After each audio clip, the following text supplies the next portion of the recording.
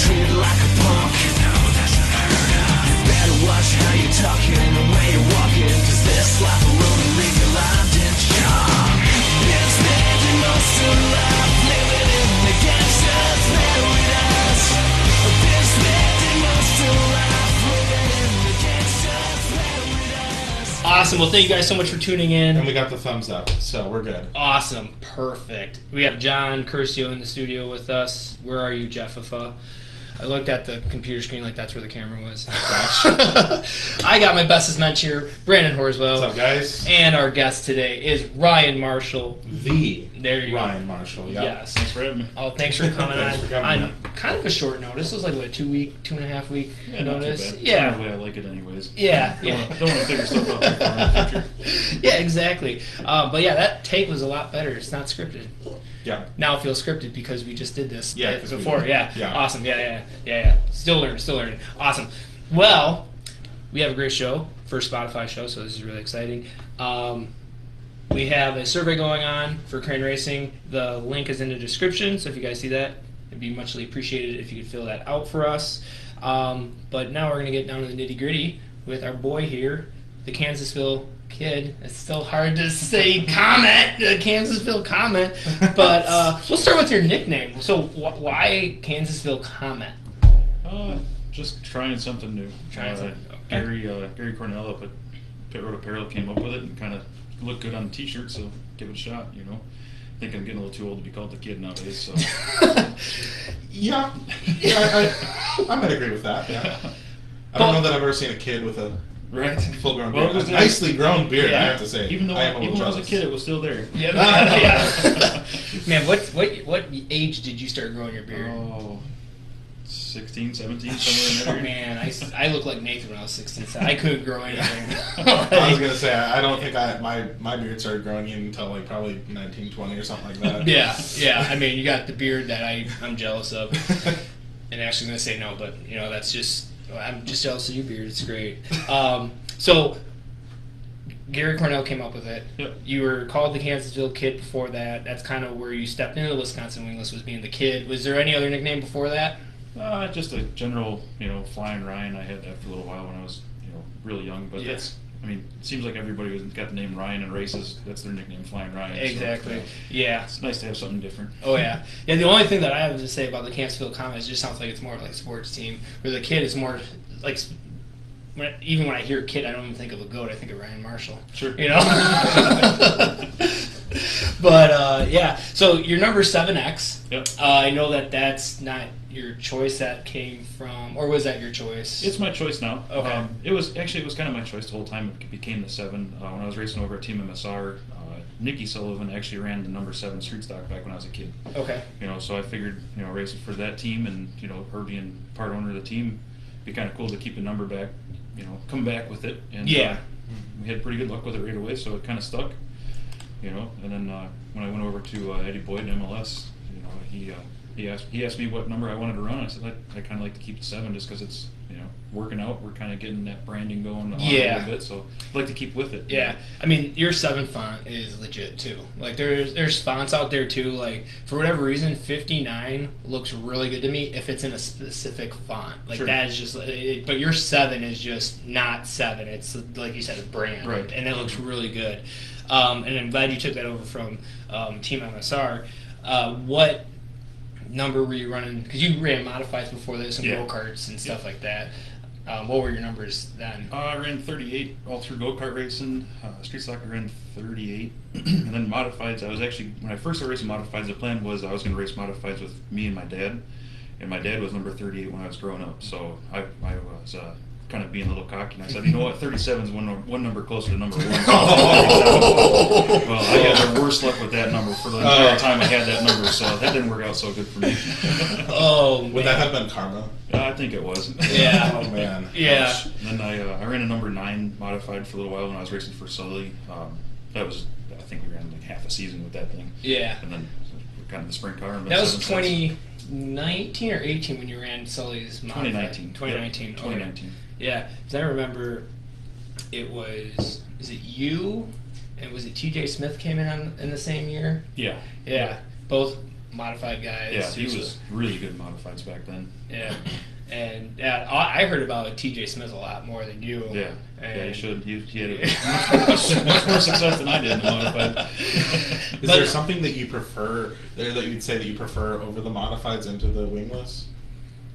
Or something that you really like more about driving a sprint car than the Well, I like driving a sprint car more than pretty much every aspect of driving a modified. Yeah. Don't get me wrong, modifieds are fun. I'm definitely not saying anything bad about them, but they're just, a sprint car fits my driving style much better than a modified did. I think if I had a chance to race something besides a sprint car, like a 410 or a wing car, I think I would really like to try racing a dirt late model. I think those things are just the coolest thing there is. Yeah. That's almost like if a sprint car and a modified had a baby. It's like the horsepower of a sprint car, but yet the car acts like a modified. You actually have tires underneath. Right, they got pretty big soft tires and a lot of downforce. So those things are really cool. Yeah. I mean, we had a great time at PRI. Yeah. And me and we were walking around, and they had like the body off of a modified, which, you know, at the track, the bodies are on. They always got the stuff over the tires in the back so you can't see. And I looked at the geometry of the bird cage, and I was like, what is that? And he was like, sprint cars are caveman technology. They are. I mean, they are compared to a modified or a late model, but yeah, they're a totally different animal. Oh, yeah. I mean, that's pretty close to what you told me when I was like, when he asked me to do sprint car, like come crew for him, and I was like, I mean, I work on regular cars. He's like, yeah, but this is like caveman to that. Yeah. This is simple. Yeah, this is simple. Working a daily driver, they're a lot easier than that. Oh, yeah. Yeah, and I told him, I was like, it's not like we're going to be changing stuff, and we're changing carburetors, changing gearing. I was all over the place with BG's car. And I was like, I lied to him. I lied to him. Hey, it didn't scare me off. I was there for another, 3 weeks, yeah. Until you got, you know, your responsibilities and stuff. But being a dad. Yeah. And going to work. Mm-hmm. I mean, we go to work too, but awesome. Not like being sent down to like Texas. Yeah. The one night he came Friday. He came from Texas and was at the track Saturday. Oh, yeah. Morning. Yeah. No, I was like, wow, that's some dedication there. That was. Yeah. So really appreciate that. Awesome. Okay, so we're gonna get into our first official topic. Which is presented by Next Gen Pumps. Veteran owned, American made, warranty like no other. You were just talking about something else for the show. Yeah. Check out Next Gen, Silver Lakes. So he presented, he wanted to do the recaps for the weekend. So thank you, Tom Brown and Next Gen Pumps. And we'll kind of go, we should have had more of an even kind of content here, but you kind of had some bad luck on Saturday, so we'll go with our side at Wilmot and your side at Wilmot, and we'll go back to us at Angell Park. And we just had a late person from. Oh, don't trip. Man, we got a full studio tonight. I know. If Jenna came, dude, it would have been lit. It would have been lit. It would have been a party. I would have had. We wouldn't have to have like a soundboard of like laughter. Like we just had laughter. Yeah, and applause. Yeah, it's only Monday. Oh, don't remind me. That's why we have these. Right? Yes, they're to help. They're to help. Awesome. So so Wilmot, we qualified first in Group B in the flight. I just felt flat. The car just felt flat, and I was actually really surprised. I thought it was the other 14 that got fast time, and then when I came back and they're like, you got it. I was like, I felt slow. Right. The track crew did an amazing job with that storm that came through. We should have been flooded out for another 2 weeks. So thank you to Simons and everyone that did it. The track to get that thing rolled in. And it gave us another curveball to race on too. That was a track condition that we haven't had all year, in my opinion. It was dry. Yeah. It was rain we got. It was dry. Really good track. Yeah. Wow. It was dry, but it was big. Like I was seeing the track like chunk up in front of me at times, and I was just like, but it's dry. Like, it was just it was good. I'm not bad. We're not bashing. It was just really good. Yeah. So, but we're again having ignition problems. Seems like that's our go-to. Yeah. Yep. So, get pushed off, thing shuts off, get refired. Now I'm driving mad, over-rotate, do everything wrong, of course. But somehow we ended up fastest in the flight, which put us starting fourth in the heat race, which we just finished fourth because to me, I mean, we're in the invert, don't want to get too carried away. But yeah, I just felt flat there too. We got really aggressive with the feature changes, and we started 8th, and I go into 1, and the thing kind of bikes up a little bit, and I'm like, we're going to be primo here in like 3 laps, dude. This thing's going to roll in real nice. I go into turn 3, and, you know, we got Sivia and Fall, and I forgot who I was starting right behind too, but like all really good guys, and the inside road really good guys. So I wasn't paying attention, and Sivia spun right in front of me, and I hit him hard. I hit him hard where the car hit him and went up and like came back down. And I was like, yeah, my night's done. So I unbuckled because I was going to storm off. Just frustrated because obviously you don't try to spin out while you're running second. Yeah. You know, and I poke up out of the car and I'm like, the front end's still square and the tires are holding there. And I'm like, well, the Jacob's ladder's got to be gone. I look over, the tires still got there, and I was like, Jacob's ladder straight, rear end's still straight. So I was like, you know what? I'm going to sit back down. So I sat back down into the car and got my belts on and refired. But right away I knew something was wrong. Because the thing got real bouncy, and I was like, well, maybe it's the shock. Maybe the shock broke off, because like now it's just kind of like falling on itself. But then I was like, you know what, we're just going to roll on the bottom, just get some scraps here, because, you know, it was Founders Night too, so there's a lot more money per position. So I was just kind of like, you know what, we'll just roll around. And then I think that was put up by Bodycraft, wasn't it? Yes, by Bodycraft. Yes, thank you. Do the paint strip. Yep. Thank you, Bodycraft, for doing that for us. But yeah, and then was it 4 or 5 laps in? You were involved in it. I wasn't involved in it. I caused it all by myself. Yeah. So we get the red. I pull over. I know that my dad's over in the grandstands, so he'll be able to look at the car better than I could. And I'm sitting there, and you know, I'm talking like, these Jacob's ladder, is the shock still on? You know, is the tire looking good? All this stuff, which I have on behind the visor, which we drop in Monday, or Wednesday, so check that out. And we're just having a conversation, and he's like, yeah, no, it's fine. And then they push us off, and I'm like, I think I had tilt in the car when I left the pit, and I have no tilt in the car now.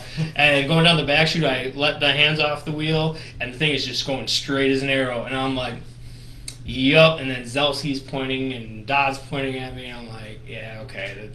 So I drove in. I knew we weren't going to get any time in the work area, but I went down there anyways. You never know, with another yellow right away. But that didn't happen. So, yeah, I finished 23rd. That's like the lowest finish I've had in a long time. So I feel that that's pretty good. But it still kind of stings, you know? Oh, yeah. So let's talk about your night. Like, how did you do in qualifying and then Night kind of started off a little off pace for me. I wasn't expecting the track to be that slick in qualifying. So I kind of left a normal base setup on it, and it was a little too free. I actually ended up spinning out in qualifying. I spun myself out in qualifying, so I get the... Don't tell me you turned 3. Yeah, I get the dummy award tonight for that, and I spun myself out twice in the same night, same corners, so... I was able to get I think we qualified 4th, started 4th, or 3rd in the heat race, finished 4th. We were just a little off. We tried something different with the car, anticipating the track to be kind of the same as it has been, and it wasn't. Threw us a curveball, and what we tried was not good for what we were racing on. Yeah. And then feature rolled out. We put some more of the old style setup back in it, and kind of a little more aggressive. Found out that we were starting 15th somehow, and started back there. Started picking a couple cars off. Car was starting to get comfortable. A little too tight, like you were saying at the beginning, and then it started coming in, getting more and more comfortable, and it wasn't anybody else's fault, but it was a car kind of went right, and it changed my picture just enough. You know, like when you're running a curb, not a curb, but when it's rough up there, you gotta see what you're gonna hit, and it just changed it just enough.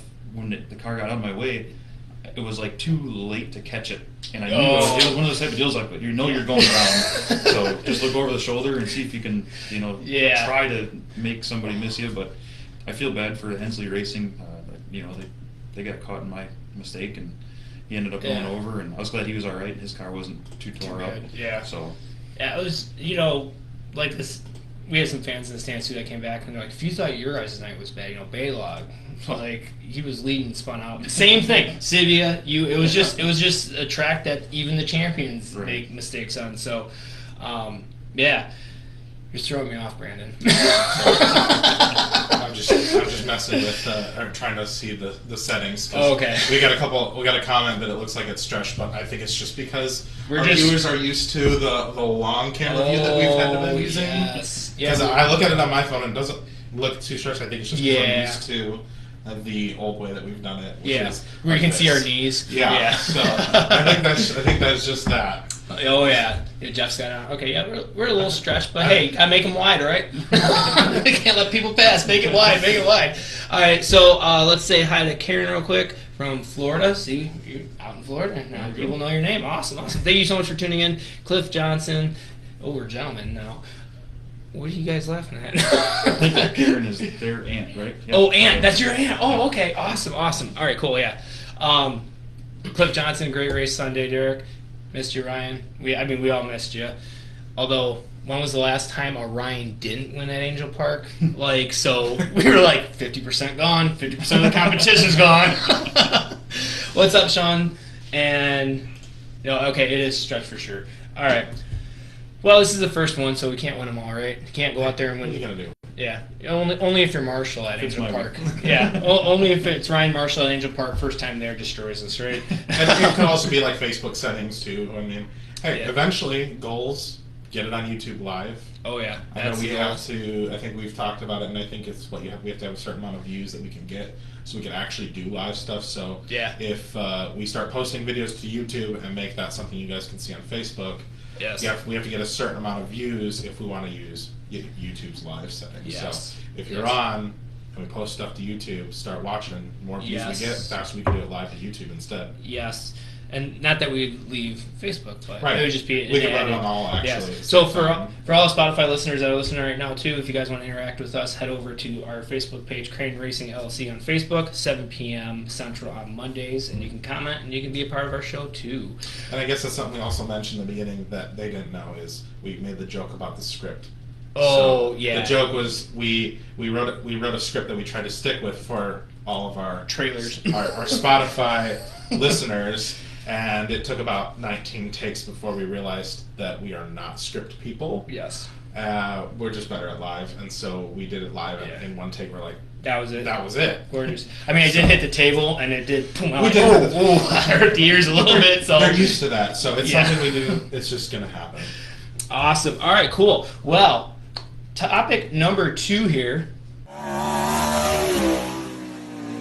presented by Bane Nelson out in Kenosha. Thank you, Bane Nelson.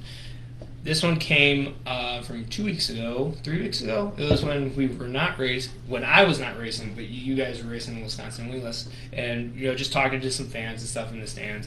And this just happened a couple days after the Million, where they had a choose cone. And there's a couple fans that said that Wisconsin Wingless should have a choose cone. It would make the racing more exciting. I'll give you a couple seconds to get your bearings, but to me, the most nerve-wracking part of a race is the start. It is 100% the start. Like at Angell Park, I don't even do my recap at Angell Park. I don't even want to do it anyways. Me neither. Yeah. Unfortunately, Ryan wasn't at Angell Park, and we were just flat all night. And it was good racing with Johnson and Kuba, and we were just way too tight. Chris Wilk in his first win too. That's Yes, pretty neat. yes. I know what it feels like to pick up a first win there. It's awesome. Can you That's tell a cool me? place to win Can there. you tell me? I've always wanted to. There's just something neat about that place, Yeah. the Midget Hall of Fame, and that place has always got a big crowd every time we're there. Oh, yeah. And they get into it. Oh, It's really cool to win at that place. Oh yeah, I mean that track was the last track for us to win something, whether it was a B main heat race, A main, and it was a heat race, and I felt like we won the future there, just because 4 or 5 years of trying there, and then of course what happens in the main, running good, and I hit the wall really bad. Yeah, so that place it just hurts sometimes, It's like that abusive relationship that keeps bringing you back in. But yeah, so I actually totally forgot about the Angell Park recap. But yeah, Wilkie got the win there, which we'll do the full rundown here towards the end of the show. Brandon will do that. But yeah, but that reminded me because Bryce started on the front row in the main. Sivia starting on the outside. The guy that spun out right in front of us. So that was a joke already. We were pitted next to each other. I'm like, you got it out of your system, right, Jimmy? He's like, yeah. Okay. So I'm going to chase you in there. I just don't do that again, please. And then, Fall started on the inside of me. Wilkie was there. And the funniest thing was, is we were all talking to each other and like, so what are you going to do on the start? And everyone's answer was like, well, it depends on what Bryce does. If Bryce goes, but if Bryce doesn't go, right? So could you imagine doing that for every restart where for those that don't know what a choose cone is, it's like the no-no cone, except when you come to one to green, you get to choose which line you want to be on, the inside or the outside line. And you don't have to go inside, outside, inside, outside, inside, outside. You can choose a line that's 5 cars shorter because the outside line's where it's at and everyone goes to the outside. But to me, that's why one of the reasons why I don't want to choose cone is just because it's too nerve-wracking, and I feel like you'd bend stuff up more than the racing you'd get from it. What would you say, Ryan? I think it's got a time and place. Time and place? I think if you had, like, the Grogan that we had last year, I think a night like that where, there's big money on the line, yeah, let us do some different stuff to earn it, What if the Grogan wasn't a points race? Would that make it better or worse? Where that way you could do different things, like you could run a different format, or you could run like a different restart. Well, we kind of did have a different format last year with the dash. Yeah. So I think they did a really good job with that deal last year. But I think having thank you, Taters. Yeah, thanks to all the businesses that Yeah. were involved in that. I think the choose cone has a time and place, but I don't think a weekly show is the time and place for it. It needs to be for a special. Make some money out of it. Yeah. Because you're kind of opening the door up to tear some stuff up. But Yeah. If you're racing for big money, then do what you got to Yeah. do. Like $1 million. We're there to put a show. So one, we're there to put a show on, and for Yeah. two, Yeah. if there's big money, let's race. Let's ask our spectator person on here. What would you like to see that double file like a start, but just every time there's a yellow? I think that it would make sense to, like you said, a time and a place. Like, I think it would be good in a sense of, like, what we've been joking about, like the $1 million win race, and it's like, well, you might not mind hitting somebody for $1 million, right? Yeah. Like, a time and a place, like, I think that would be cool to kind of switch things up if it was going to make a good show. But like you said, weekly race, I think for the amounts of race for is like, I don't think it's probably a good idea. No. No. The other thing, too, is makes it better racing. I mean, the shows that I've watched in the grandstands and haven't been racing BG's car, I was like, putting on a show. It's getting pretty racy out there. Yeah. I mean, it's getting pretty I can racy. give you basically every night, the front 2 cars are going to check out. Mm-hmm. Not saying that that's bad. They're just going to get out in front of everyone. But you're going to have at least 4 or 5 guys that are going to be comers, Yep. right? And they are coming for the front. And you're going to have a couple cars that are goers, and they're going to the back. And if the yellow comes out at the right time, probably with 5 to 7 to go, that is going to be the barn burner right there.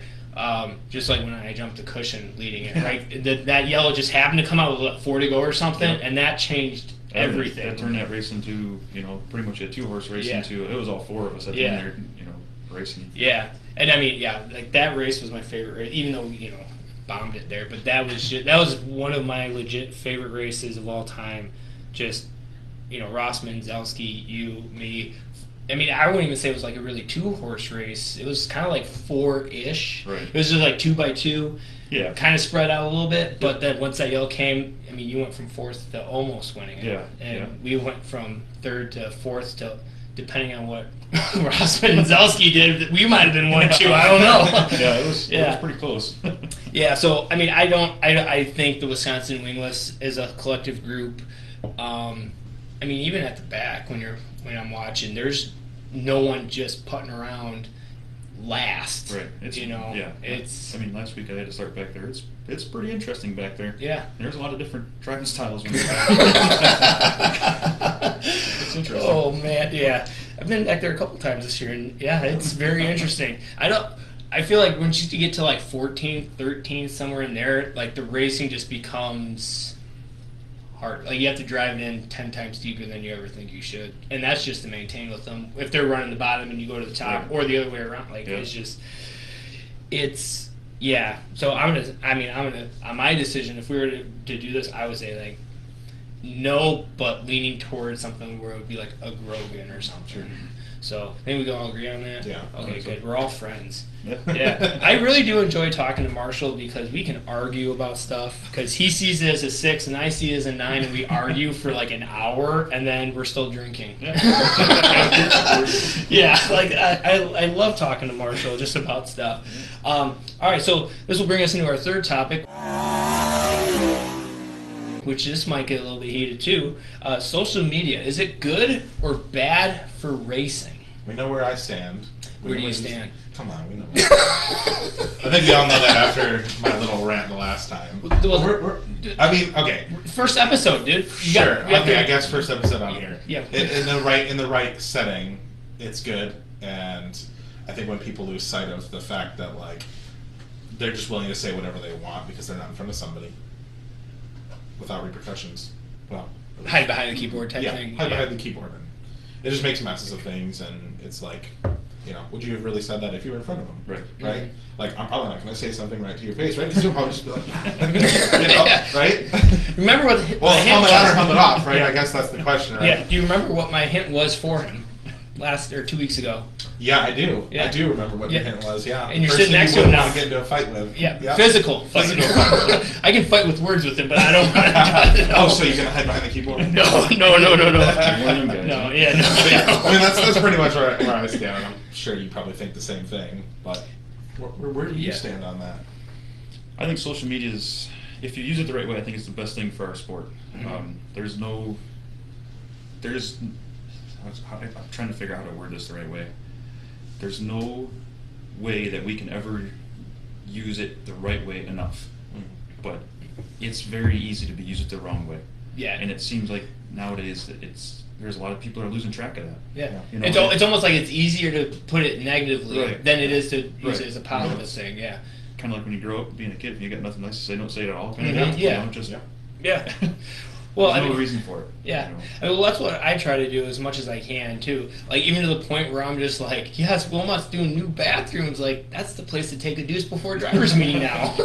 like I mean, Sometimes it's little things. yeah. Because if no one's ever raced, you never want to. Do it. You never want to leave a deuce when you're wearing your suit because that means your collar's on the floor, and then you're gonna suit back up and it's gonna be like right here. No. Maybe after one of them porta potty trips. Oh, dude, no. That's why I don't eat. Yeah, that's why I don't even eat on race days. I don't. I know. I Race think the days. first couple of times I was like, "Do you need anything? Like, do you need me to grab you some food or something?" You're like, "No." No, I'm good. I'm good. After when I take my suit off, then I'll eat until. Which I'll tell you what, that beef brisket sandwich, I've had it once the last time I was there, and it was pretty dang Their good. food's They have some good food. pretty good this year. out Yeah. there. We have another person. Well, not another person, but the last person that came in, Jeff. You got what was it, the burrito?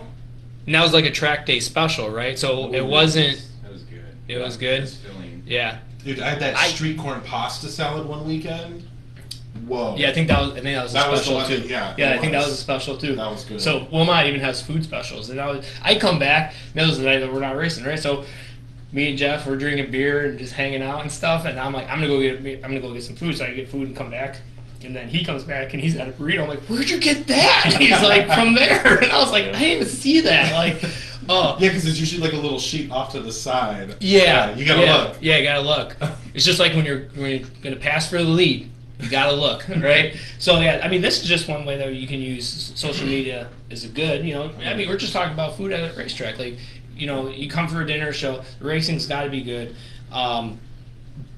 but you know, with it being good and bad, you can't always just look at drivers and crew guys and fans. Like, I wish that there would be a little bit more transparency with some stuff. I don't want to get too. I like to use that word very loosely, quietly, because I think a lot of people take that word out of context and start too many problems with that stuff. Okay. I would like when there's an issue. Yes. it just you send an email out to the driver or call them so that they know it's coming, and then the next day or whatever, you just put it on like this happened, X amount. This is what happened. This is how we dealt with it, and that's it. Because I feel that a lot of times some people will get butthurt, and then they'll spin it to where it's something else, and then now That's now not you're what it was now about. yeah. So Yep.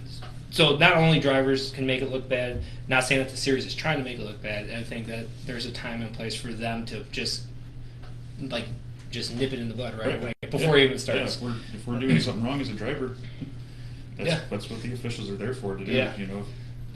Figure it out. Oh, yeah. Tell us that we're doing it wrong, Yeah. and that's it. That's the law. That's the rule. Move on. Yeah, I mean, you brought the officials up. I think they do a darn good job. I think they I are. almost swore it on my own show. I think they are. I think they're doing a great job. I think the way they're handling all the changes that they've had this year. Yeah. With all the motor stuff and everything that we've been going through as a series, I think they're handling it really well. Yeah. They're being upfront. They're telling us that they're learning about stuff. That's what more can you ask for a class like this? In my opinion. And not only that, but they are the race director and tech for the other classes too. Right. Yeah. So Well, and I think that the one thing that really proves itself with Wilmot is like they're all dedicated. I think from the top to the bottom, like they're dedicated to being there. Right. And so, and like you said, like they're learning new things and investing probably time outside of the track. Yeah, and just that's making it better. Right, and they got their own lives. They got Yeah. families and jobs and everything else. And not only that, but you guys got to remember that.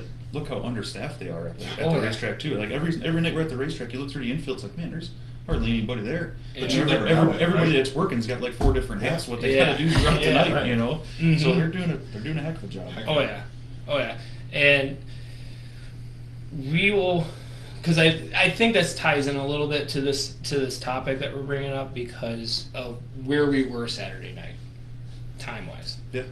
Right, three classes, which is on the lighter side, right? But at the same time, we had a storm that came in that. Yep.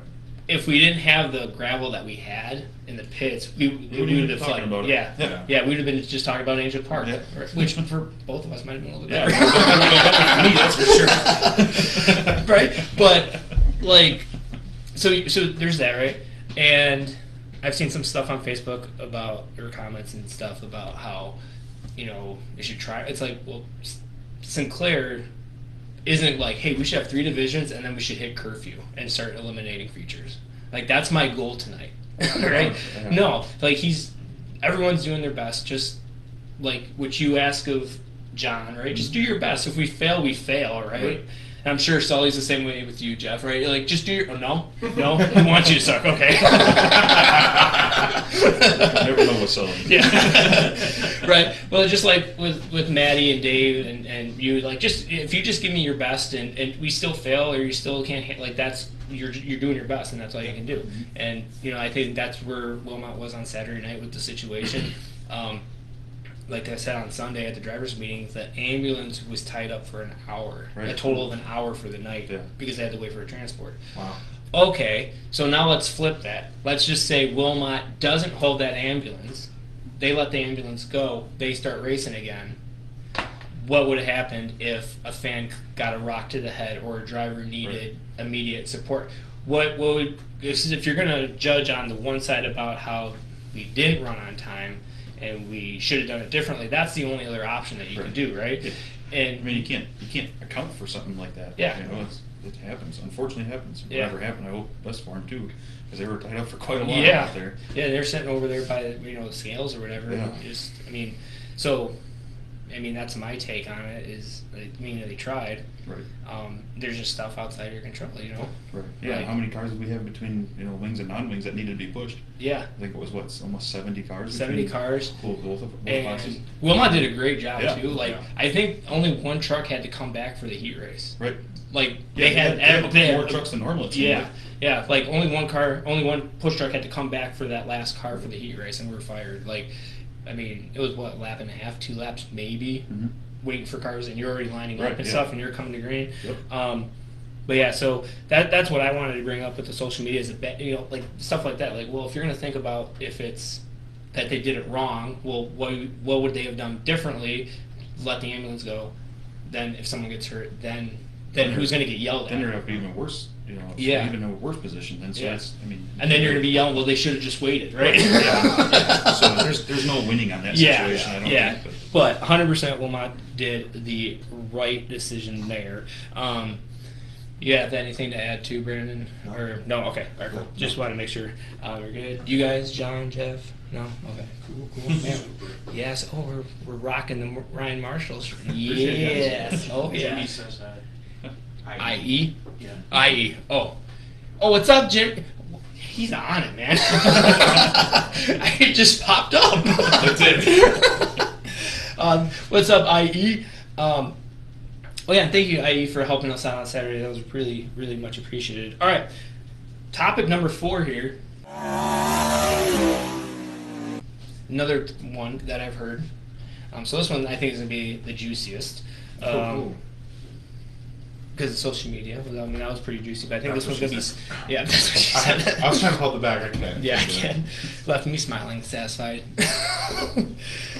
I'm sorry, I just snorted over there. Oh man! All right, so topic number 4, and this was based off of when I was a couple weeks ago watching with Jeff and forgot who was sitting right behind us, but they were like, yeah, Wisconsin. They feel that the Wisconsin Wingless isn't as competitive this year.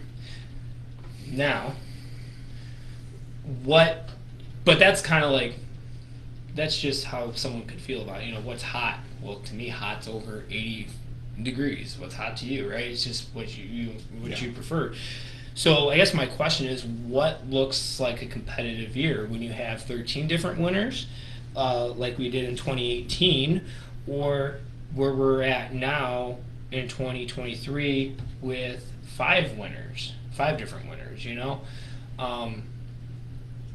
I feel that if you have 13 different winners, all you gotta do is get your car into this narrow window, and you're gonna win a feature, right? Sure. Right, like that's it's kind of hard to explain, right, to people that don't understand, wouldn't understand what that is, right? But now let's say that same window in 2023, you have to get your car into that and then find that little extra more, just that little extra to get yourself into those positions. Because I mean, you've won 2 features this year, 3, 2. We have none. Makes me sad. I don't know, man. I'll tell you what, though. Some of the things I've seen you do, I swear every time he ends up in the back and he moves 12 positions, I'm like, dude, that's insane. And some of the nights are the funnest nights too. Oh yeah. Fuming. That's what I call that. Fuming.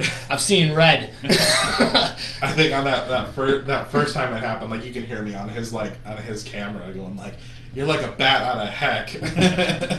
I felt like it because I was mad. I was really mad. But yeah, so back to the question, what is competitive year to you? What does that look like? I think the racing itself right now is more competitive than it ever has. I think the reason why we're having less and less winners is because we're not doing the traveling that we used to do. I think that's to me that's the biggest thing. That's the biggest change this year. If you look at our schedule from obviously 2021 was my favorite year for many reasons, but it was my favorite year because of the schedule too. We might have raced a few too many times that year, but the fact that we were going to so many different tracks. Yes. And I think that's the one thing that we might be lacking right now to get the different winner number up.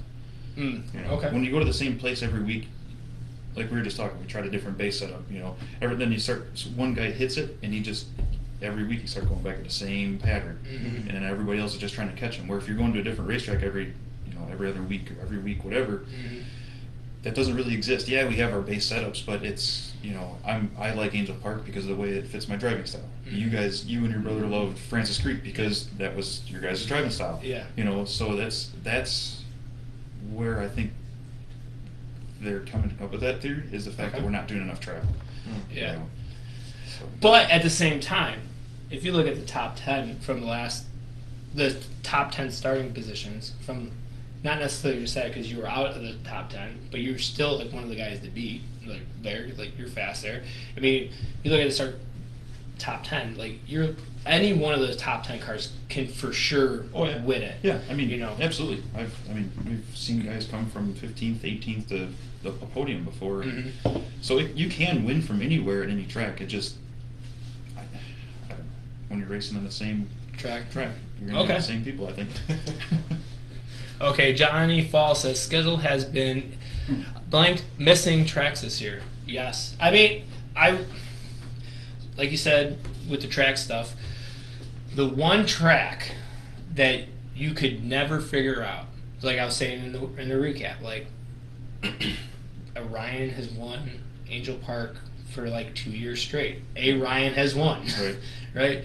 So when you go there, you're like, okay, Marshall and Zelski are going to be really fast here. So if I can just get behind them, they'll just tow me to the top 3, right? Like, just follow them and you'll be good. You might not be able to get them, but you'll be, like, there at the front. 141 had 10 races. Not one duplicate winner in the feature. That's pretty amazing. Yeah. Right. It's the track condition. It was a different style of racing also. Yes. There, you know? Yes. So I kind of miss seeing 141. Mm-hmm. You know, do you like the non-point stuff with the Wisconsin Wingless? Because I feel that that's. I mean, and if you guys are watching, comment what your opinion is on that. Like having a non-points. Yeah, just non-point shows. Season, or no, just like when they sprinkle those in like non-points races. Or would you rather have where we'd have, instead of taking a little less tracks, adding more tracks, and then just being like, well, if you want to run 40 nights, this is the Wisconsin Wingless schedule. Or if you just want to run points for Wilmot, here's your 10 dates. If you want to run just the Angell Park races and run for that championship, here are those dates, and they just don't conflict with each other because that's just how you play it out. Would you rather have that? Because then you could run 40 nights if you wanted, but then if you didn't, you could run 10, 12, whatever. I kind of seen that with the modifieds, with the IMCA stuff. It seemed like you just lose so much car count. You know, when you start splitting everybody up so much, you go to the track and there's 12 cars. Mm-hmm. You know, well, don't get me wrong, you're still winning the feature, but it's not the same as when you're beating 40 guys. 40 guys, yeah. You know, so I don't necessarily think dividing the series up for, you know, if a guy wants to go run weekly at one track is necessarily the best idea. Okay. Yeah. I just think, like, in 21, I think we ran, 34 shows or something like that? Something like that, yeah. I think the magic number for us should be like 28 to 30. You know, maybe put it up to 32 because you're probably going to lose, 2, maybe 4 a year to rain out. I mean, a good year, you're not going to lose any. That's the ideal situation. But realistically, you're going to lose 2 to 4. Yeah, like 2020. Yeah, well, even last year, we had, 8 rainouts, 9 rainouts? You know, that was all up front, too, right? Yeah, I mean, it was like the first part of the season, it felt like we didn't race until July. Oh, that's what the UMSS guys are doing right now. Like, you know, they had, almost 2 months off with rains. I think just having a certain amount of number of nights is the right thing to do. But I think that also helps with the competitiveness, too. The more we all race, the better we all get. Yeah, more seat time. So it kind of goes hand in hand. Yep. So I did some research because I'm very professional now. Just can't hit. You get him on I the just can't field get the guys book, and now he's like all professional. Oh yeah. And I just can't get the live stream to go on right away. I'm just not used to I'm so used to my phone going live, you know. All right. So these are different winners per year. So in 2016 we had 7.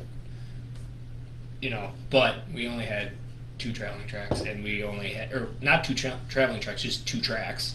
And so there's a total of 29 guys that ran sometime during that year. 2017, there were 6 different winners with 40 cars. 2018 was 13, which is the highest it's ever been in 1 year, different winners, and we had 53. 2019 was 12 different winners out of 65. 2020 was 10 out of 70 cars. Wow. During the pandemic, you hearing this, companies? I'm just saying, racing don't stop. It gets bigger. Yeah. 10 different winners in 2020. Yep. And then 2021, there was back up to 12 with 63 cars. And then 2022, 9 different winners with 66. And then this year, well, now 5 with Wilkie's win at Angell Park, and there's been 49 cars. Well, 50 cars now because there's a new guy up there too. So right now, if we want to get even close to the 12 and 13 count number for different winners, someone different has to win. every Every night. race. Every night someone else. Which is going to lead me to my last part is you have yourself, Marshall, Zelski, Sivia, and Rossman, right? Do you think, I know you know the answer for one of those drivers, do you think those teams have a tire program where they are on top of their tires? Yeah. Okay. Yeah. Do you think they're on top of their shocks? Yeah. Do you think they're on top of their maintenance? Yeah. Like, I know you and Zelski are pretty much the same, where you almost strip everything down to the motor.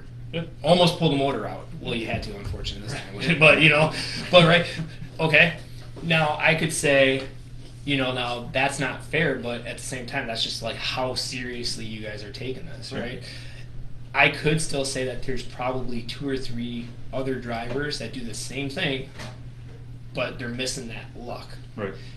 Like you in 21. Right. You could start 5 wide and jump someone's right rear tire, and you're still coming up daisies, right?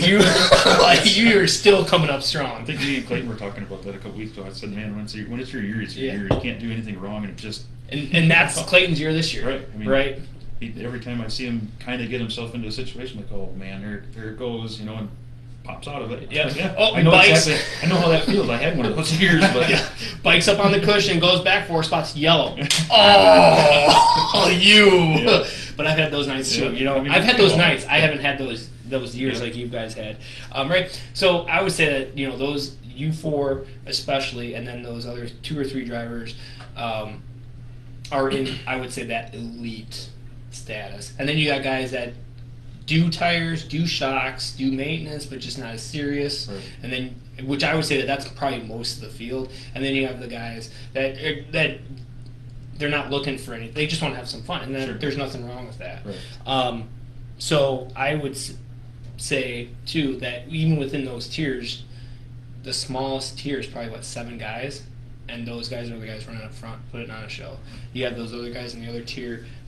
They're racing each other. You guys that are out there for fun, they're racing. So I don't think the Wisconsin Wingless has lost competitiveness. I just think those top 6, 7 teams elevated themselves. Just like I was talking with Sivia last night at Angell Park. Like, when you're leading, you don't give it your all. Right. Not that you're sandbagging, but once someone pokes your nose, then you really just find that extra 10 feet, that driving in deeper, or you just find that extra couple degrees in the pitch to get through that hole better, right? So I think that's just where those 7 teams are, and that's why you guys are. That's why it's down to five different winners. Yeah, I think it's like my boss kind of put it to me one way, and it's just a mind. It's the way the mindset, right? Like you have the people who want to strive for more, right? And that's a good thing. It's not that it's not a good thing. And then you've got the people who are comfortable where they are, right? Yeah. And that's not wrong either, right? Like in a business mindset, like you want those people too. Mm-hmm. You want the people who strive for more and move up, but you also want those people who are fine where they're at, right? Mm-hmm. Like that's the people that keep the lifeblood running, right? Yeah. And I think it's the same with racing. Like, it's not that it's wrong. Like, some people are just there to have fun. Right. Yeah. And that's what it should be. You should be. Everybody should still be having fun. Yeah. But then there's also a step further where like people want to have fun, but like you want to win, right? Yeah. You're not first. You're last. Yeah. Right. And I mean, so we can talk about dominance too. We haven't had a dominant team. Right. Year to year to year to year. Right. Like Tim has had his ups and downs, right? Yeah. He's so far the only duplicate champion, I think. Yeah. Right? Yeah. I'm pretty sure Clayton's going to add to that this year. Yeah. Right? But it's not like we've had 9 years of the series and all 9 championships have been won by Bill Baylog or something, Right. So again, that's just my 2 cents on the Well, I think it kind of competitiveness. plays into like the uniqueness of racing on a dirt track too. Mhm. Right, like you could have a night where you think you've got everything right, but that track just puts you in your place, right? Like, Yeah. And then you've got other people, and I think that's kind of what's also drawn me Right. to Wingless. Is just like it could go so different. Yeah. Like I Like- think that's what makes it kind of fun, right? Like Sivia. Yeah. Starting second, I was like, yeah, he's going to be gone. Right. And he spins out, right? Right. You just never know. Anything can happen. Yeah. Like we were watching. I was out Thursday night. We were watching the Indiana. Oh, yeah, Indiana Sprint Week, yeah. And man, I'll tell you what, like, you'd watch some of those guys and they hit that line every time, like clockwork. Perfect. But then, like, that next lap, they're going way too far, and you're seeing it coming, you're like, no, like, pop up. You see the left rear come up, and you're like, Yep. yep, he's going for a ride now. But, and it's not like they haven't driven that track, you know, Yeah. and But it's, when you're racing, I mean, Yeah. if you're giving 110% all the time, that's Yeah. gonna happen at some Yeah. point. Yep, and I mean, that's why I jumped the cushion. When I got next, well, when I blew by Zelski, I was like, holy crap. Okay, just don't do anything stupid now, right? Like, I beat him to the fast line. Shouldn't have had that thought. Just don't do anything stupid. I know. Then when I got by Clayton, I didn't go, okay, now that I'm gonna sit back. I mean, I just attacked that corner just like I did the Right. 4 laps earlier, and I didn't even know what I did wrong until I watched the onboard, and I literally just picked up the throttle like a half second too late, and the tire just folded under itself and just picked the front end up. Shoving those over. Yep. So, but yeah, so final vote at Wisconsin Wingless. Very competitive still. All right. As of now, you're still third in Wilmot points because they haven't updated it, but you're still fourth in the Wisconsin Wingless. You missed Angell Park. We were just kind of talking before the show, probably going to drop down to sixth, which is going to be very dangerous now, guys, because now Marshall doesn't have to conserve or worry about points. Out of the whole crappy situation this weekend, that is the one nice thing for the first time in, 4 years, we're not concerned about points anymore. Yeah. You know, so I got to be honest, it's like a little bit of weight lifted off my shoulders. Yeah. I think, not that I wasn't having fun before, but I think it's going to be a little bit more fun for me and everybody else involved without having the excitement pressure. level. You know, just Yeah. Knowing that, hey, we can make this chance. And, I mean, obviously, I'm not saying that we're going to take a chance and tear more stuff up, but Yeah, just set up stuff. it's just try something with the setup. Yeah. Maybe it works, maybe it doesn't. Maybe I can learn some different things with my driving style because I'm not concerned about, well, if it doesn't work and I lose 2 spots, I'm out of the points. It doesn't matter. I'm already out of the points. Yeah. So. And I think that's why we ran so good in 2020. Because going into 2020, I already knew.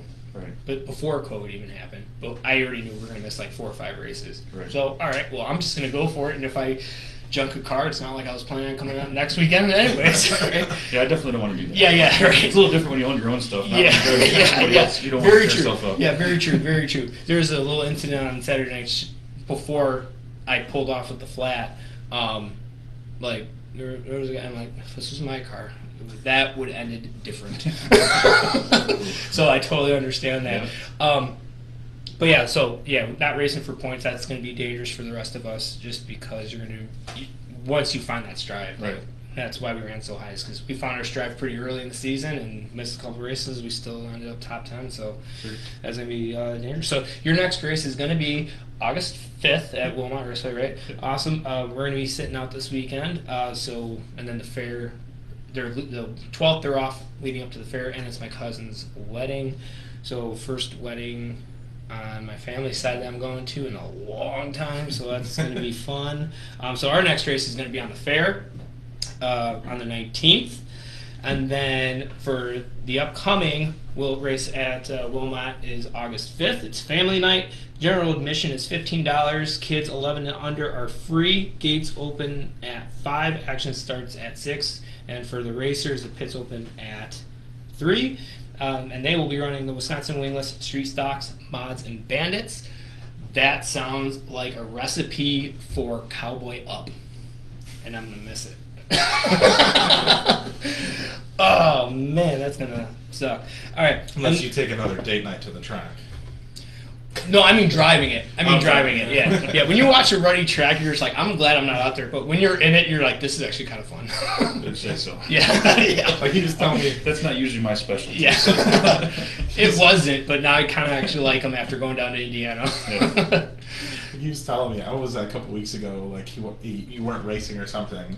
And you're like, yeah, me and Ashley are going to do a little date. And he's like, yeah, we're going to go to the track. And I was like, oh, so you're just doing what you would do on a weekend that you race, you're just not racing. Yeah, yeah. It's Support Totally different thing. Yeah. Totally different. Yeah. Me and my Support the girlfriend do racetrack. the same thing every now and then. On the rare occasion we're not racing somewhere, we go out there and watch it. Watch it. Awesome. And then, so they are going to run on the fair week, which is going to be the 16th. They're going to run 6:04 with wings on them. How you feel about that? Oh, no. All right. Moving on. I kind of know what I was just gonna. I mean, yes and no. I just think it's the wrong year to do it. That's my opinion on it. Just think we got enough classes. Yeah, I would say 2020 when you have 70 cars show up, that's the year to do it, Right. or the following year. Right now, but hey, they're trying something. I mean, I hope it's. I mean, I wish I was out there running it. It sounds like fun. Yeah, It sounds like fun. Yeah. Right. Just like if we all got, not saying that the 604 is going to be compared to Bandits, but if we all got Bandits in the Wisconsin Wingless Series and just ran for fun, like. I mean, let's face it. It doesn't matter what you're racing. You're going to have fun in it. Yeah. You know, but I don't know. It's not my thing. Not your thing? You know. Yeah, that's fine. That's fine. But anyways, so they had said in the drivers' meeting that they don't want the teams figuring out during the fair. So they're going to have a open practice August 11th. Gates open at 4:30. Practice is 6 p.m. to 8:30. $20 per person, and it is open to multiple classes. So if you want to just get some laps in your car, feel free to come out. And the rain date will be Saturday the 12th if it rains on the 11th. But you'd have already a night in that other car, which you've already. That was. We're going down to Gas City, Montpelier that weekend. Steel box? Yep. Yes. Yep. Yes. Another one. So, all right. So now I'm going to pass it over to Bren here to do the full rundown of the Wilmot Saturday results and Sunday Angel Park results. Sunday Angel Park. Yeah. Yeah, Wingless, we had 37 cars racing. Fast time in Group A went to Greg Alt, followed by Group B, DC over here. Surprised. Surprised. Mm-hmm. Yeah, he was talking about how slow he felt, and then he said he got fast time. Mm-hmm. Heat 1 went to Alan Hafford. Heat 2 to Zach Rader. Heat 3, Sibia. And Heat 4 to Zielski. B main went to Seth Johnson. A main to Ryan Zielski. +9. Yeah. Yeah, man, that's a lot. Yep. Our comers and goers this week were Ryan, obviously, at +9, followed by Johnny Fall at -6. Yes. And it's more impressive when it was like, 12, 14 lap main or whatever, and he came from 10th to win it. So, I mean, hats off. Yeah. Hats Powerful off. run, actually. Running at the 410, we had 38 cars. Fast time in Group A, Bill Bellog, followed by Group B, Mike Rinke. Yep. Hey, I got it right Yes. that time. Except Baylog, and I already know that that's how I pronounce it. And for some reason in my brain, Maple syrup. right. Heat 1 went to Bill Baylog. Heat 2, Tim Estenson. Estenson, yep. Okay, got that one right.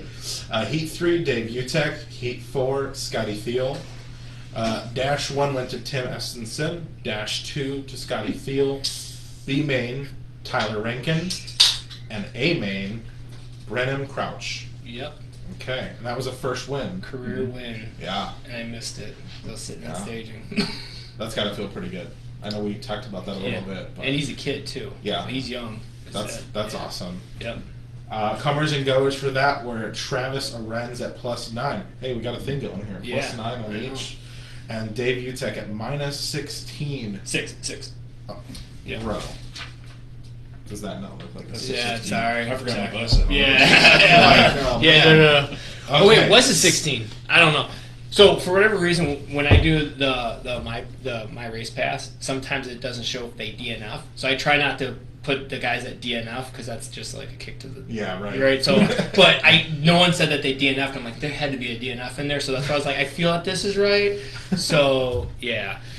And the one that's a little sour here, I guess, the mini sprints, 19 cars showed up. Fast time went to Mike Heiner. And then Heat 1 to Mike New. Heat 2 to Nick Petska. And then there was no main. It just stopped there. Yeah. Yeah. We ran out into curfew. Yep. They took a vote and they then did decided not want to not. reschedule for a double A main to make up for it. That's So, surprising. yeah. That's surprising. Yeah. But what John said right before too is that the last time they had a double Yeah. main, like half the field came out. Yeah, So that is the risk you take. yeah. But it's another race. And I mean, with 19 cars showing up, I mean, if you lost half of them, that'd be a pretty tiny race. Yeah. Yeah, it's one of those deals where do you run it before or after? Yeah, I mean, That's, every time I've ever been involved in a situation like that, it's like you kind of it's a catch-22 situation, because if you race last week's race first on a tacky track, and it's you gonna ball be it all up. Yeah, Then you're out of the points night for the rest of the night. But at the Right. same time, if you're racing that night, you ball it up, then you're out for last week's feature. So it's like, what's the better answer for the Yeah. situation? Yeah, and it's not even worth to like put them on a bill for like a night that they weren't even racing. Right. Yeah. Like, you're all gonna come in and you're gonna pay $30 for your pit pass to race one Right. race. Yeah. So Yeah. Right, yeah, 'cause if you mess it up in that first one, what do you Right. do the rest of your night? Yeah. Gosh. It's one of those things. Drink beer. Yeah. I mean, we know at least the food's good. Right? Yeah. Food's Yeah. good. So it's not one of those things where like, man, that's surprising. Then you start talking, you're like, well, yeah, no, wait, that makes sense. That actually makes a lot of sense. You go to grandstands too, because Right. Yeah. we know how nice those are. Oh yeah. Angell Park on Sunday, we had fast time. So wingless 24 cars. Fast time went to Ryan Zielski, followed by the Heat 1, Heat 2, Johnny Fall, Heat 3, Sivia. Yes. So A-Main went to Eric Wilkie, another first. Mm-hmm. Another first win. Got to feel great there. Oh yeah. Our comers and goers were Greg Alt at +8 and Bryce Andrews -10. Bryce, Yeah. ooh. Ouch. Yeah. I was behind him. And I walked over to his car afterward, and I was like, "Oh, you don't have roofing mirrors in there, man." Because every time I had to run on you, you'd come down. How do you know? Dude, I came from like 10 car lengths behind. Like, how'd you know I was coming? Then we had midgets at 35 cars. That's a pretty nice show up. Oh, yeah. Non-qualifier, Nick Killian. Fast time went to Parker Jones. Heat 1 to Todd Kluver. And Heat 2 to Kyle Stark. Heat 3, Brandon Walletti. Walletti. That sounds about right. That sounds about Yeah. right. I can hear it over the PA system. Yeah, that sounds about right. B-Main went to Andy Bow. Baugh, I think it is. Baugh. Okay. A-Main, again, Brandon Walletti. Comers and goers of the night were Jack Routson, Rouston. +11. Yeah. Holy crap. He must have been on fire. Yeah. And then Miles Doherty, Sure. Yeah. -13. Ouch. Yeah. That's So- a big one. Yeah. I don't really follow the midgets at all. I just like to do the stuff over there because I can kind of pay Right. attention, to that kind of stuff. I heard that Andy was the one to beat, and he had problems in his heat race, so he was going to be the one to watch. Okay. And then, Yeah. surprise, surprise, here comes Jack, Right. the biggest mover. Holy crap. Yeah, 11 cars, 17 cars in Legends. I'm not sure if that's a big or a small number for Legends. That's about average, right? Probably about average. average. Yeah. Okay. Yeah. Heat 1 went to Peyton Jones. Heat 2, Hayden Schmuel. A-Main went to Hayden again. The comers and goers of the nights, Scott Bush at +6 and Mike Mueller at -7. Bush. Bush. There was a big one in the Legends. Yeah. If you didn't see that there was Legends on the track, you would have swore it was a midget flip. Oh. Dude hit the center infield tire, flip, did that twirly pencil flip, Oh, come back yeah. down. Those things get going when they get upside down. I saw Yeah. a couple of them when I used to race at Beaver Dam quite a bit. Yeah. Man, them things go hard when they Well, Beaver Dam. Have you ever seen a small crash at Beaver No. Dam? No, I haven't. I mean, we can talk back about your history a little if you want to, because I know that place is We kind can of. leave that part out. Yeah, okay, yeah. We'll leave I that don't part remember out. much of it, so we'll just leave it out.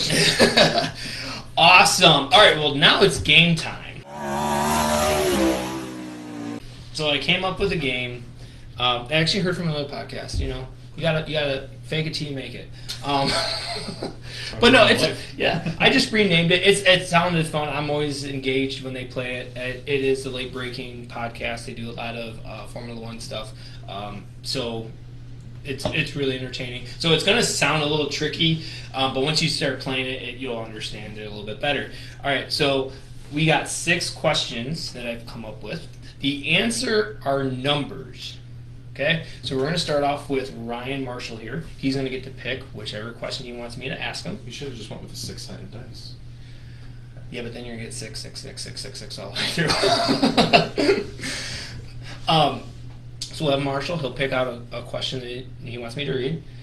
He gets first. He'll guess the number. If it's correct, he gets 2 points.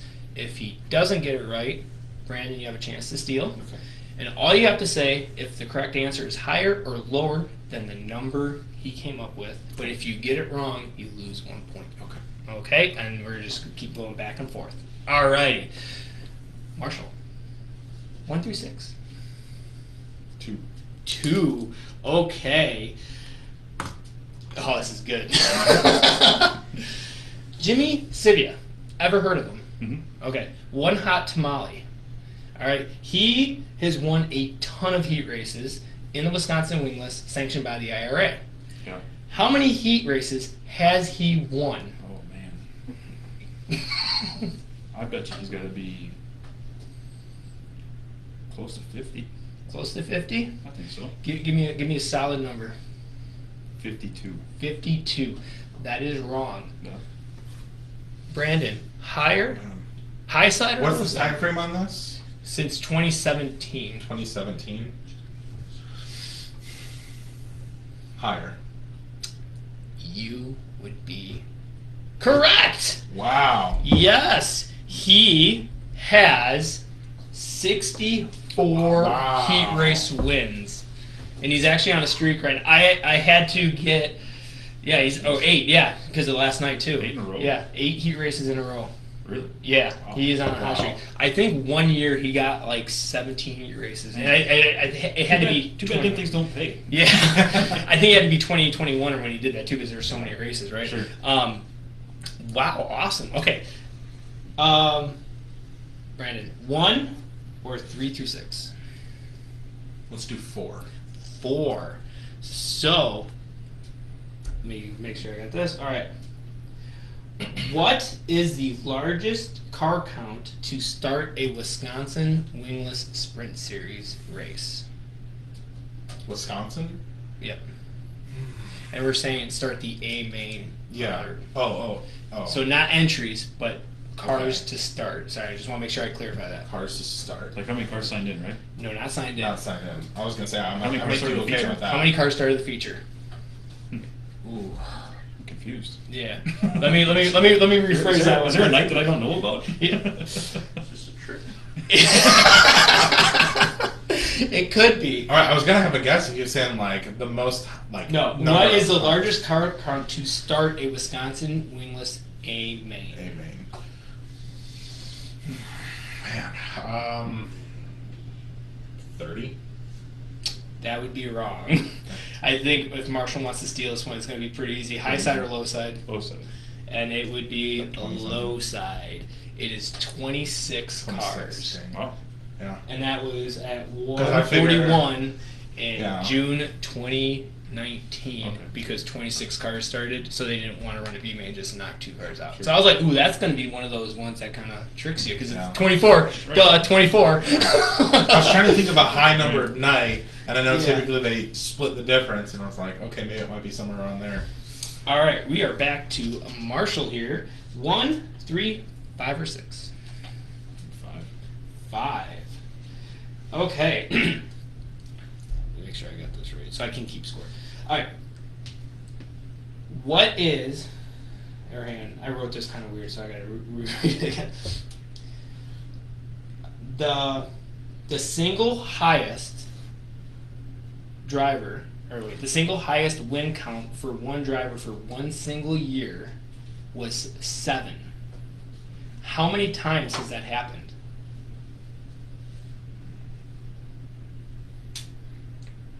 Twice. That would be wrong. More. High side? Yeah, high side. And you would be correct. It happened 3 times. times, Zelski in 21, Shank in 17, and Clear in 16. Which when I came up with that, they were like, that those two shouldn't. Well, the first one shouldn't count. All right, we're back to Brandon, right? So we did 2, 4, 5. Yep, 2, 4, 5. Okay, let's go for 1. Go for 1. What year did Wilmot Raceway open? Oh God. The people that I've asked this, that one person got it right. They were like off by a year on either side. Wasn't it called the Kenosha County Fair Speedway at one point, though?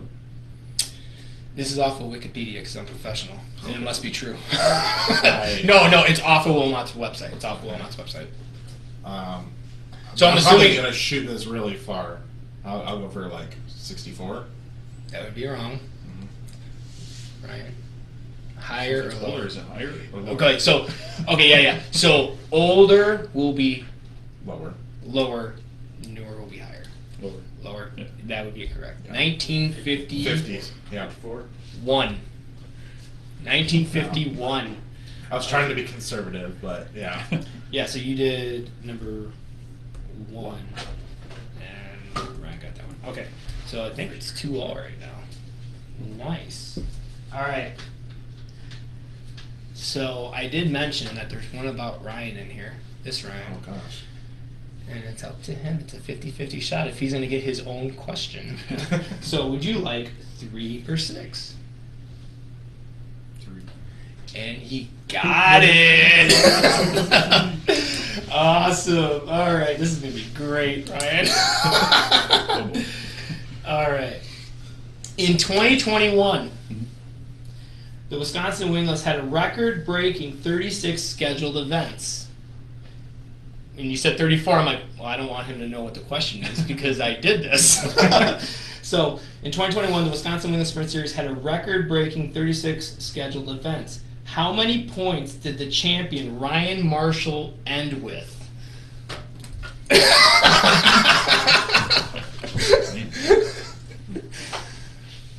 Oh man, I'm glad you got this because you actually you know the points, like what average points yours. I have no idea what we ended up with. Oh man, I just know how close it was. That's all that mattered. I mean, you got your crew chief in here. I will allow if he can kind of figure it out.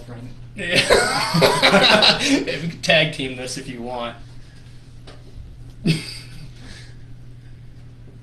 say like 2,600, 2,700, somewhere in I there. want to say 2,700 flat. 2,700, sure. That is wrong. Brandon, do you want to steal? Because if you get it wrong, you lose a point. But if you get it right, you gain a point. At this point, we're tied, right? Yeah. Hmm. So if you get it wrong, you can get it right and then win still. Can you repeat the question to me? In 2021, the Wisconsin Wingless had a record-breaking 36 scheduled events. How many points did the champion Ryan Marshall end with? He said 2,700. I was surprised too. I'll go for it. Is it lower? That would be wrong. That was higher. That'd be like 3,600 or something like that. Oh my, dude! If you would have said 3,600, I would have given that to you. 3,665 Wow. points. Wow. Wow. Okay, which that leaves So the last question. Brandon Okay. with number 6. So this is updated, okay, from this past weekend because it changed after I wrote it. How many features has Ryan Zelski won? Oh gosh. And what's the time frame? Are you saying like His what's his his entire career? Yeah, his entire How many career. features? His entire Wisconsin Wingless career? Wisconsin Wingless career. Shoot. Oh, I don't even have a frame of reference, honestly. How many features he's won in his entire career? Gosh. I wouldn't even know. I'm just gonna throw out like 12. I know that's probably low, but that I don't would have a be- frame of reference. That would be wrong. Yeah. Higher, and it is Yeah. higher. 22. 22.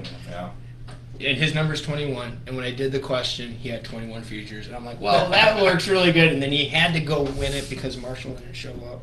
So total score is Ryan, Marshall 3, and Brandon 1. But that was a pretty fun game, was it? Yeah. Okay, good. Comment below. Ooh, 17 on this. Oh man, I forgot to look. People are commenting on this stuff. Whoops. Ooh, okay, so IE said 1968 for Wilmot, 1951. Kenosha County Fairground Speedway. It was on Wilmot's website, like I said. Ooh, 2,302 points. That was for you. I mean, that's pretty close. ish. 17 for Zalski's win. Informative, yes. And Ashley did go through these questions with me too, so she kind of knew, because I wanted to test it out too, because everything in your head works really well, just like setups, right? Right. And then you throw it in the first time, and you're like, Yeah. go back, dumb thought. It's all good until it's not. Oh yeah, awesome. Well, the last thing we got going on here is we got to give a hint for our next guest, which just drive here. Who's that? OG. Oh, OG? OG, oh man. Ellers.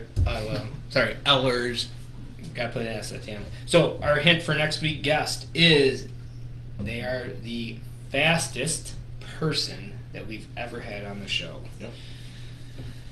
And after I said that, They will be the fastest driver we've ever had on our show. so far.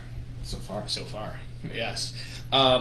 We are off on the 7th because poor scheduling. It's Ashley and my anniversary, so happy wife, happy life. We're gonna just spend the day after work, I go heard a get some better dinner. one. Happy spouse, happy house. But I'm always happy, so that doesn't work. You can ask Ashley. I'm Tempo not both always ways. happy. Make a nice lunch and go racing. Yeah. Make a nice lunch and just go racing. That's what Exactly. I do. Yeah. Oh yeah. Ooh. It was 8? 2021, it was 8. I'm gonna have to look that up because I thought I said 7. I think he had one non-points win that night. Yeah. I think it was Dodge. No, I think it was Beaver Dam that got him to 8. Because that was that year that they had that fall nationals. at Beaver Yeah. Dam. Yeah. But I think points he was 1 less or 2 less. Yeah. Okay. Well, I will fact check that. It's Not like use Wikipedia. yeah. No, that was not Wikipedia. We're not that famous where people just start putting fake stuff out there. One was a non-point show. Yeah, I know one was a non-point show, but I took it off of the Wilmot Raceway or the Wisconsin Wingless because I don't think they put the non-wing stuff on. I'm not sure, but anyways, it made sense when I wrote it out. I know he had 7 in 1 year for sure, for sure. But maybe we'll have to bring that up on another show. But yeah, like I said, next week, the 7th, no live. Going out to dinner. And then my youngest brother is making his dance or country line dancing instructor debut at 1175 in Kansasville. You got it, huh? He's filling in right now. Okay. So we're trying to pack the house. Come hungry, come thirsty. Bring your dancing boots, or just drink beer and have a good time there because we're trying to pack the house for him. It's a $10 cover. Beer's really cold. Burgers are really good, and it's a very clean bar. Like you're a bad influence because after you is when I've started going to bars. Oh, come on now. Yeah. So not that you take me to dirty bars. I'm not saying that, but like now I've noticed like what good bars are versus bad bars and stuff like that, right? But it is a very clean bar. So So a couple of them on a couple of trips we've taken. yes, Both ends of the spectrum. yes, yes. Very true. Tyler, Very you saying you don't like the sticky feeling when you walk in? Sometimes those are the best ones you go to. Yeah. Yeah, because they're too busy and they make such good food, Yeah. and you don't have time to clean it up, right? It's the sticky that makes it good. So, oh yeah, and the Cajun fries are amazing, Jimmy IE says. So, yeah, we'll be there on the 7th, but on the 14th we'll be back here with our guest, and it'll be great. Oh, that one bar I walked right. That was down in Indiana when Lincoln Park rained out. Ashley, the one bar I walked right in and out of. Yeah, you were there That too, place was John. sketchy. Yeah. That place was a little sketchy. Yeah. Was it like 9 o'clock and we were hungry? Oh, kitchen's closed. It's like, so we're just gonna drink on an empty stomach. And Ashley was a smart one. She's like, all right, well I'm going. And me and Dad were like, we'll hang out here for a little bit. We're already here. Yeah, a little bit turned into, what was it, 3 hours? And then we went back or something, and then you guys went back out. Yeah, me and John found another place to sit down at for a while and ended up closing it down. Yeah. It was a good time. It's always a good time. Any racing trip is always a good trip. Yes. Doesn't matter if it's raining, wreck, whatever. It's always racing's always good. Yeah. I don't know. how 2020 Jackson was, but to me, 2019 Jackson, if we're not doing the racing stuff, that was my favorite weekend I've ever had, because I could see how that place had all the Yeah. recipe for that. But For it was just trouble. It was a little bit different the year that we ran up there, obviously because of the COVID stuff, but it was different. Oh man, okay, like the bar I went to, we went to the, oh man, people are commenting, and At ended Gas up at Denny's at Gas City. Which night? Because the only night that I would have gone out was Saturday night, but then I had someone drove over my left rear tire and flattened it, so then I didn't want to drink. Yeah, yes, Tom Holler, a bad day racing is always better than a good day working. Absolutely. Very true. Yes. Even smack on the wall at Angell Park is still better than punching in on Monday morning. Oh yeah. Sorry, Jeff. Wow. I mean, after coffee. Yeah. So awesome, man. Well, thank you guys so much for tuning in for the very first Racers Talk with DC. Almost slipped there and said the other one. So again, if you're still listening on Spotify, thank you so much for tuning in. And if you want to be a part of the discussion, Monday nights, 7 p.m. Central, Crane Racing Facebook page, comment, be a part of the show. And now Jimmy's gonna. The night we went with Dylan and Miranda and said, I didn't know they. How late was it? Apparently, it must have been late if you didn't remember. Yeah, they'll let kids in. Oh. And Yeah, okay. Yeah, no, it was basically the same story, but just different. Well, same state, actually. It's just a couple hours apart. Yeah. Must be an Indiana thing. So, awesome. Well, thank you to Brandon. Thank you for helping me set everything up. Ryan, thank you for being the first guest here, rolling with the punches. Yeah. Thanks. dealing with the technical Awesome. difficulties, but we got Yeah, it. yeah. Just going test live and not realizing Yeah. that we're on test live. It That's wouldn't be all. based off of racing if everything went smooth. That's true. That is Seriously. true. Seriously. And if you guys have anything that you guys want us to talk about, as I keep Banging. as our rule, Yeah. I mean, if there's little things that you guys want us to talk about and or topics, comment, Mhm. shoot us a message. We don't Yeah. mind talking about what stuff you guys want to talk about. Yep, or guest ideas. Yeah, guest Yeah. ideas. Yep, I actually had my first no, which I kind of figured because of where they are in the food chain and stuff like that. So, but they was requested, so I asked, and I kind of figured they're gonna say no. So, doesn't hurt, right? Yeah. If you don't ask, it's Yep. an automatic no. Yeah. So, You don't yeah. get what you don't ask for. Mm-hmm. And thank you, Nathan, for stopping by. This would be something that Nathan would do too, lay across us. You're wrong on that one. Life size. Man, that's the night he had poison ivy too. Oh no.